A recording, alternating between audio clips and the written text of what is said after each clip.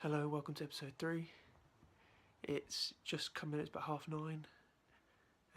Just woke up. I thought today I'd take you on a day of what I go through, just a regular day as far as uni's concerned.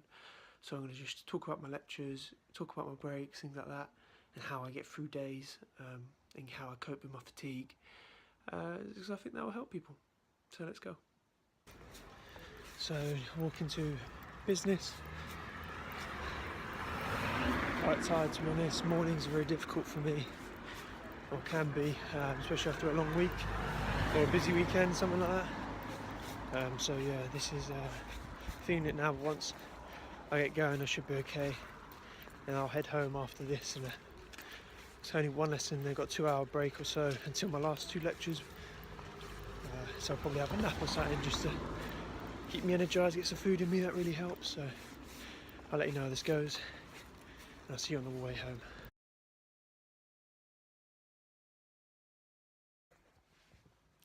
Okay, so just woke up from my nap. Feel a little bit better. It'll take me a few minutes to go. I'm going to get a sandwich, and then I'm going to leave straight away to go to my phys lecture. So yeah, I'll see you then. So I just had my nap, had some food. I'm now on my way to human phys, human physiology. I feel much more refreshed, much better now. A midday nap's what I need, because after getting up early and you sort of all backlog, so I tend to have a nap midday every day. If I have a lot going on, I have to get up early. That really does help refresh my body. So I've got an hour and a half of human phys now. And then got about an hour to kill or so, and then training, and then back home, get some food, do some work and go to bed. So no, I'm feeling good now, feeling alright. Let's get this done. I'll catch you after human phys. So just finished human phys, now just waiting in David Wallace. It was like a short 5-minute walk over. Human phys was good, learned a lot, new topics is good, and you've got a new technique of learning the stuff instead of rushing down all the notes. Just listen, record it and go back over it later on. Yeah, taking breaks is a very key thing for me at the minute. Even if I don't sleep or anything, just chill and just not do anything, not worry about anything. It really does recoup my energy, or makes me just settle down from what I was doing. So yeah, that's one big thing that I do try and fit into my days. Just even if it's 5-10 minutes, really does make a difference to the way I'm feeling. So yeah, all I do is just find a little section on my own. Sit down, relax, play a game on my phone, whatever. I just chill out for 5 minutes, and it's amazing how well you feel after that. Especially if you can't get a nap or food in. But right now I'm going to try and get some food in, try and get some chocolate or something. I'm feeling alright. Nap early is still lasting, so I'm ready to go in 10 minutes. So just got back home from training. Yeah, it was a good session, got a lot of shots up myself, body's feeling good, wasn't too tired or anything like that, so it's a good signs, and I'm happy with how everything's going. It was a busy day, feeling it a little bit now. I'm just going to go get some food, perk me back up again, then see if I can get some work done, or just go straight to bed, because by this time of the day I do feel quite tired, and I don't want to overdo it, because the more I do, the more chance of infection, things I have. So yeah, I'm just going to chill out for this evening, and then ready to go again tomorrow. So that's a typical day in my life at the minute. I focus most of my energy on my uni and my basketball training, things like that. Big thing for me with my energy sort of supply being so scarce, or a bit low at some point, is managing and organising my time correctly. Doing this really, being organised really has helped me sort of just be normal in a way, just because it's simply, I will prioritise certain things. So uni obviously is a big one, training is a big one, and then I will organise my spare time around what I want to do. So if I want to go out clubbing one night, I will make sure I only go out clubbing on the day where the next day I haven't got anything planned, or not till the afternoon or evening. So it gives me time to recover.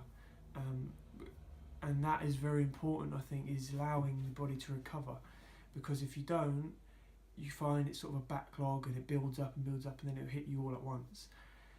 So that's what I've sort of found out. So in this particular video you just watched, there's a half-hour gap between the first 2 in the morning, and there's like a 3-hour gap between the second and third.